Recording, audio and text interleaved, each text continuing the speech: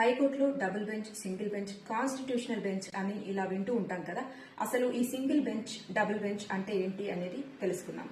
హైకోర్టులో 2 న్యాయమూర్తులు ఉన్న బెంచ్ ని డివిజనల్ బెంచ్ అంటారు. 3 న్యాయమూర్తులు ఉన్న బెంచ్ ని ఫుల్ బెంచ్ అంటారు. సుప్రీంకోర్టులో ప్రతి బెంచ్ కి 2 న్యాయమూర్తులు ఉంటారు. దాన్ని డివిజనల్ బెంచ్ అంటూ ఉంటారు. కొన్ని సందర్భాల్లో ఒక్క న్యాయమూర్తితోటే బెంచ్ ని ఏర్పాటు చేసే హక్కు సుప్రీంకోర్టు ప్రధాన న్యాయమూర్తికి ఉంటుంది. 5 లేదా అంతకు మించి న్యాయమూర్తులున్న బెంచ్ ని కాన్స్టిట్యూషనల్ బెంచ్ అంటారు. భారత రాజ్యాంగంలో ఆర్టికల్ 145 క్లాజ్ 3 ప్రకారం ప్రశ్నల్ని, సమస్యల్ని పరిష్కరించడానికి వాగ్వివాదాలు, డిఫరెన్స్ ఆర్గ్యుమెంట్స్ జడ్జెస్ మధ్య ఒక బెస్ట్ అవుట్పుట్ ని ఇస్తుంది.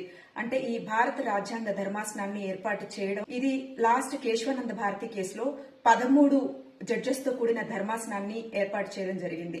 మరో మంచి విషయంతో మళ్ళీ కలుస్తాను. Thank you.